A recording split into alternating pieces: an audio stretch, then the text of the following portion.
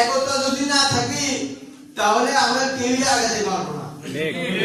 একটা কথাই আছে, সিংহ আটকায় পড়ে কুত্তার তালে, যদি আপন লোক স্বামী থাকে শত্রুদের তালে। এটা কিন্তু বাস্তব। এখন যুগ্ম সাধারণ সম্পাদক বন্ধুগণ সাদিক ফয়সাল্লাম সংযোজনায় রয়েছে মুস্তাফিজুর রহমান তালেব, সাধারণ সম্পাদক নন্দীগ্রাম উপজেলা ছাত্র দল। বিশেষ অতিথি হিসাবে আছে আলাউদ্দিন সরকার,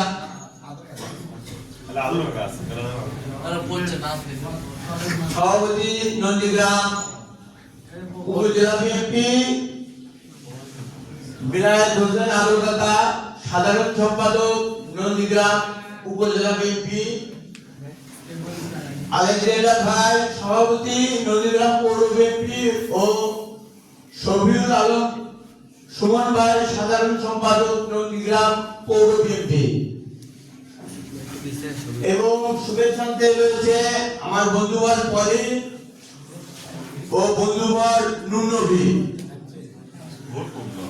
আলোচক হিসাবে আছে আমাদের বিশ্ববিদ্যালয়ের শামীম ভাই ও মুখ্য আলোচক হিসাবে আছে দুদিনের কান্ডারি আমাদের প্রিয় বড় ভাই নাজমুল হুদা ভাই। প্রধান অতিথি হিসাবে উপস্থিত, যদিও আজকে ভাই অনেক ব্যস্ত থাকতে পারেনি, আমাদের ধানের শীষের কান্ডারি মাটি ও মানুষের নেতা আলাদ মোশারফ ভাই। আমরা আজকে এখানে 31 দফা থেকে 8 দফায় আসছি।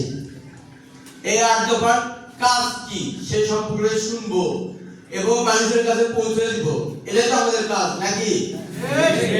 আমি বক্তব্য দিলে সবার কথা বলতে হবে। কালকে যখন আমরা শীর্ষক আলোচনা করলাম, আমি দেখলাম কিছু নিউজ চ্যানেল যখন আমাদের বক্তব্যগুলো ধরছে, মব সন্ত্রাসের একটা গ্রুপ আছে, সেই গ্রুপ কি করে, নিজেদের গ্রুপের মেসেজ দেয় যে এখানে যে বাজে কমেন্ট করা। তাহলে এদের কাজটা কি? এদের কাজ হচ্ছে মব সৃষ্টি করে মিথ্যাচার করা। এরা কি জীবনে আমাদের ধানের শীষের লোক যারা এমপি হতে পারছে? তাহলে এদের কিসের বড়াই করে সেটা তো আমরা বুঝে পাই না। এরা মব সন্ত্রাসীরা কি সৃষ্টি করতে পারে সেটা আমরা বুঝে পাই না। আমি কালকে বক্তৃতায় বলছিলাম, মানুষ এখন আর দাড়িপাল্লা ইউজ করে না, করে ডিজিটাল মিটার। কারণ হচ্ছে দাড়িপাল্লার মাপ, দাড়িপাল্লার মাপ যদি সঠিক হতো তাহলে মানুষ ডিজিটাল মিটার ইউজ করতো না। ওরা নানাবিধ এখন আলোচনা করে যে এই ডিজিটাল মিটারেও চুরি করে। কেন তোর চোরের নিয়োগ থাকলে যে ডিজিটাল মিটারে চুরি করবো?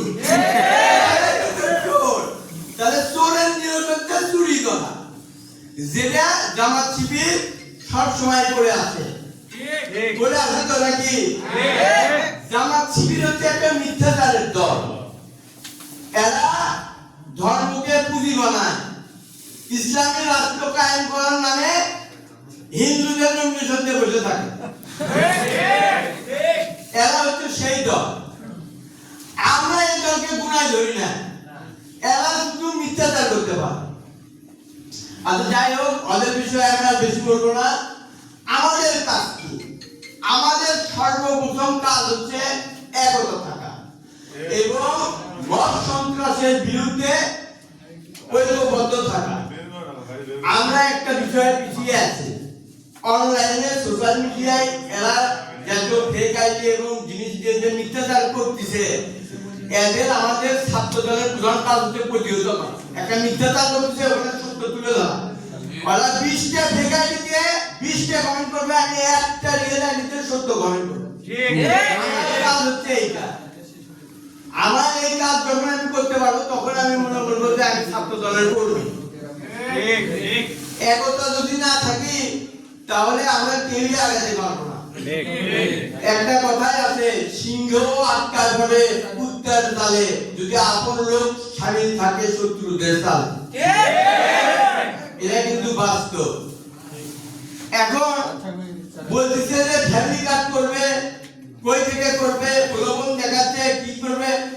আরে বেটা, আমরা সরকার গঠন করলে ফ্যামিলি কার্ড করব, 2500 টাকা নিয়ে দিব, কোচের চিন্তা ভাবনা কি 12,500 কোটি টাকা চিন্তা তারেক রহমানের ফ্যামিলি কার্ডের জন্য নিয়েছে। তোদের চিন্তা থেকে তারেক রহমানের চিন্তা অনেক উপরে। তোদের ওই যোগ্যতা হয়নি তারেক রহমানের চিন্তা সম্পর্কে কোনো কিছু বলা। আমরা কি চিন্তা ভাবনা করছি? ইমাম, খতিব, মুয়াজ্জিন সাহেবদের জন্য সম্মানী প্রদান। আমরা সবাই যে যত বড় নেতাই হই ইমামের পিছনে কিন্তু নামাজ পড়ি। প্রধানমন্ত্রী ইমামের পিছনে নামাজ পড়ে, রাষ্ট্রপতি ইমামের পিছনে নামাজ পড়ে। কিন্তু আমরা যেটা দেখতে পারি এনাদের সম্মানী ভাতাটা খুবই অল্প। সেই জন্য তারেক রহমান বলছে যে এনাদের সম্মানী ভাতা বৃদ্ধি করা হবে। এই জন্য আরো হিন্দু, বৌদ্ধ, খ্রিস্টান উপাসনালয়ে যারা পণ্ডিতগণ আছে এনাদেরও সম্মানী ভাতা বৃদ্ধি করা হবে। তারপর ফ্যামিলি কার্ড। ফ্যামিলি কার্ডটা কি? প্রত্যেকটা পরিবারে একটা নারী সদস্য ফ্যামিলি কার্ড পাবে। এই ফ্যামিলি কার্ডের কাজটা কি? প্রতি মাসে 2000 থেকে 2500 টাকা করে পাবে। এইরকম স্মার্ট কার্ডের মতো ফ্যামিলি কার্ড থাকবে। 2000 থেকে 2500 টাকা পাবে। এটাতে আপনি ইচ্ছা করলে চাল নিতে পারবে, ডাল নিতে পারবে, আনুষঙ্গিক জিনিস নিতে পারবে। অনেকের আবার উদ্যোক্তা হওয়ার ইচ্ছা আছে। নারীদের ভেতর উদ্যোক্তা হওয়ার ইচ্ছাটা সব থেকে বেশি। কেউ হাঁস পালতে পারে, কেউ মুরগি পালতে পারে, কেউ বুটিকের কাজ করবে।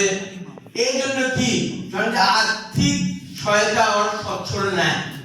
এই ফ্যামিলি কার্ডের মাধ্যমে উনি একটা লোন পাবে, যে লোনটা পর্যায়ক্রমে সে পরিশোধ করতে পারবে এবং স্বল্প মুনাফা। আমরা দেখছি যে ব্যাংকে যদি আমরা যাই, যদি কোন রকম লোন নিতে যাই, দুনিয়ার ঝামেলা, গ্রান্টার লাগে, অধিক মুনাফা লাগে, ঘুরতে হয়। দেখা যাচ্ছে এখনো অফিসারে ঘুষি দেওয়া লাগে 2-4-5 টাকা ওই এক লোন পাস করে দেওয়ার জন্য। তাহলে আমি ওখান থেকে বেনিফিটটা করবো কি? ওই জন্য তারেক রহমান ব্যবস্থা করতে হচ্ছে ফ্যামিলি কার্ড। আমরা সরকার গঠন করলে নিম্নবিত্ত, মধ্যবিত্ত পরিবারের ভেতরে একটা করে ফ্যামিলি কার্ড দিত, যে ফ্যামিলি কার্ডের মাধ্যমে উনি 2500-2000 টাকা করে পাবে, উনি সে টাকাতে চলতে পারবে। তাহলে এই ব্যবস্থা যদি তারেক রহমান করে, তাহলে বাংলাদেশের কোনো মানুষ কি না খেয়ে থাকবে? না। বাংলাদেশের মানুষ কি কোনো সময় অভুক্ত থাকবে? না। বাংলাদেশে এখনো মানুষ আছে যিনি একবেলা এখনো না খেয়ে থাকে না? এই জন্য তারেক রহমান এই ব্যবস্থা করতে ফ্যামিলি কার্ড নারীদের জন্য। তারপর গেল কি কৃষক কার্ড। কৃষক কার্ড তাদের জন্য। কৃষক কার্ড হচ্ছে আমাদের বাপ চাচা অনেকেরই কৃষক। দেখা যাচ্ছে যে জমিতে সেচ দিবে বা হাল বোয়ান, মাটি কাটার সব শেষ, পোকা ধরছে, ওই ওষুধ কেনার টাকা নেই। ওটার দায়িত্ব নিবে কৃষক কার্ড। কৃষক কার্ডের মাধ্যমে আমি আগামীর বার্তা পাবো কবে বৃষ্টি হবে কি বৃষ্টি হবে না। তাহলে আমি আমার ধান কখন কাটবো এই বার্তাটা যদি আমি আগে থেকে পেয়ে যাই, এটা আমার জন্য সুবিধা না? এই কৃষক কার্ডের জন্য তারেক রহমান যে জমি উৎপাদন করার ক্ষেত্রে যাবতীয় যা লাগে সার থেকে শুরু করে সবকিছু ওই কৃষক কার্ডের মাধ্যমে পাবে। কৃষক জমি কাটে বাড়ি তুলে বিক্রি করে সেটা পরিশোধ করবে। এর থেকে আর ভালো সুবিধা আছে না? হ্যাঁ। তারপর আমাদের খেলাধুলার বিষয়। আমরা যখন খেলছি, সন্ধ্যা হয়ে গেলে বাপ মা লাঠিতে পিঠে বাজিয়ে গেছে, পড়বো কখন, সারাদিন খেলবো, কি করে খাবো, তাই বলছে না? এখন তারেক রহমান বলছে যে এই খেলাধুলা তাহলে আমি ভালো খেলি, আমার ভিতরে একটা প্রতিভা আছে, বা আমার কোনো ভাই ফুটবল ভালো খেলে, তার ভিতরে একটা প্রতিভা আছে, জেলা টিমে খেলার যোগ্যতা আছে, ন্যাশনাল টিমে খেলার যোগ্যতা আছে, বা ডিভিশন খেলার যোগ্যতা আছে, উনি বেতন পান। তাহলে ওই যদি বেতন পায়, আমার বাপ কি আর পঞ্চিতে পেপার দিয়ে দেবি? কবি তুই ভালো করে খেল, দরকারে রাতের বেলা লাইট তো লেখা, তাই না? তাই তো করবি। আমি আসলে কথা বলি আমার আঞ্চলিক ভাষায়, আমার কথাটা কি মানে শুনতে কারো খারাপ লাগে? অনেকে এই জামাত শিবির মানে আওয়ামী লীগের দুশ্মন ছিলাম আমি, এখন জামাত শিবিরের দুশ্মন হচ্ছে আমি। আমার ব্যবহার করে ভালো না, আমি আমার আঞ্চলিক ভাষায় কথা বলতে আমি কমফোর্টেবল মনে করি। আমার ভাইয়েরাদের বুঝাতে আমি এভাবে স্বাচ্ছন্দ্য বোধ করি, এগুলো আমি বলি। আমি মনে করি আপনারা ওইটাই শুনতে ইচ্ছুক। এই খেলাকে পেশা হিসেবে তার প্রমাণ দিবে। আমার নিজেরও ইচ্ছা ছিল যে আমি একজন ক্রিকেটার হব। আলহামদুলিল্লাহ আমার এক খুব ভালো বন্ধু ন্যাশনাল টিমে খেলে, তাওহিদ রিজওয়ান বর্তমানে। আমাদের চেষ্টা কিন্তু এখন কমতি থাকবে না, যখন আমি খেলাধুলাকে পেশা হিসেবে পাচ্ছি। আমি যে খেলার জন্য আয় উন্নতি করতে পারতেছি, ওই খেলাতে কিন্তু আমার আর কোনো বাধা থাকলো না। তাহলে বাংলাদেশ থেকে সর্বোচ্চ ভালো প্লেয়ার তৈরি হবে। ইতিমধ্যে দেখছেন যে আমরা কিন্তু টিয়াতে অনেক আগায় গেছি, অনেক আগায় গেছি না? এই ফুটবলে ইন্ডিয়াকে হারাইছি, এটা তো আমাদের গর্বের না? কত গর্বের, যখন ইন্ডিয়াকে আমরা হারাইছি 20 বছর পর আমাদের মানে সিনিয়র বিশাল বড় হয়ে গেছে, ইন্ডিয়াকে আমরা হারাইছি। তারপর আরেকটা বিষয় হচ্ছে যে অনলাইনে যে আমরা কাজগুলো করি, যেমন অনেকের কম্পিউটারে অভিজ্ঞ আছে আমাদের ভাইয়েরা। ইংল্যান্ড থেকে বা ইউরোপ কান্ট্রি থেকে একটা ইমেল আসছে, আমাকে একটা কাজ করার জন্য দেওয়া হয়েছে। সে কাজটা আমি করব, কিন্তু আমাকে পেমেন্ট করা হবে পেপালে। কিন্তু পেপার কি বাংলাদেশে বৈধ? কেন বৈধ না? কারণ আমাদের বাংলাদেশকে একটা আধিপত্য শক্তি কন্ট্রোল করে রাখতেছিল, যে আমরা বাইরের দেশের বৈদেশিক মুদ্রা দান আয়না করতে পারি। আমাদের পার্শ্ববর্তী দেশ আমাদের কন্ট্রোল করে রাখছিল। এই জন্য তারেক রহমান বলছে এগুলো বাইরের দেশের যে পেমেন্ট অপশন গুলো আছে এগুলো সব চালু করে দেওয়া হবে। তাহলে আমার ভাই যদি একজন সারা রাত ধরে সারাদিন ধরে ইংল্যান্ডের ইমেইলের অনলাইনে কাজ করে, পেপারে পেমেন্ট পায়, বৈদেশিক ডলার ইনকাম করে, আমার দেশের বৈদেশিক আয় হয়, এটা কি আমার দেশের জন্য লাভ না? লাভ না? তাহলে এটা তারেক রহমান আসে সর্বপ্রথম এটা বাস্তবায়ন করবে। তারপর কি আমরা মালয়েশিয়ায় যাই, যে 30,000 টাকা বেতনের চাকরি করি। জাপান কোরিয়ায় যেতে পারি না কেন? কেউ বলতে পারবে? বলতে পারবে তোমরা কেউ? জাপান কোরিয়া অন্যান্য দেশে আমরা যেতে পারি না কেন?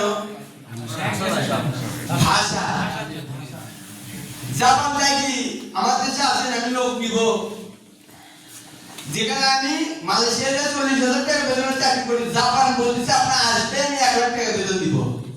কিন্তু জাপান আমরা যাইতে পারি না কেন? ভাষার জন্য। তারেক রহমান বলছে ক্লাস 4 থেকে 3 ধরনের ভাষা, 3 দেশের ভাষা বাধ্যতামূলক প্রশিক্ষণ দেওয়া হবে।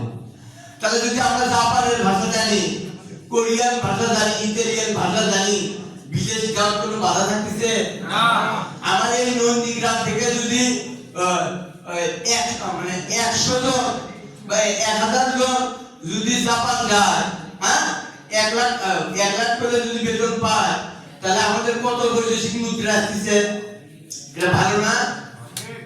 আমাদের স্বৈরাচার হাসিনা আমাদের কুক্ষিগত করে রাখছিল, আমরা মানে একটা উন্নয়নশীল দেশ হিসেবে না করতে পারি। আমাদের সব সময় ইন্ডিয়ার উপর নির্ভর করে রাখছিল, কিন্তু আমরা কারো গোলাম না। আধিপত্য শক্তির বিরুদ্ধে আমরা লড়াই করব এবং তা বাস্তবায়ন করব। আমাদের মুখ্য আলোচক আমাদের নাজমুল ভাই আরো আপনাদের সম্পর্কে আরো বিস্তারিত করবে। আমি আরেকটা বিষয়ে কথা বলে আমি কথা শেষ করে দিচ্ছি। সেটা হচ্ছে যে শহীদ প্রেসিডেন্ট জিয়াউর রহমান একটা বাংলাদেশে খাল খননের একটা পরিকল্পনা নিয়ে এবং বাস্তবায়ন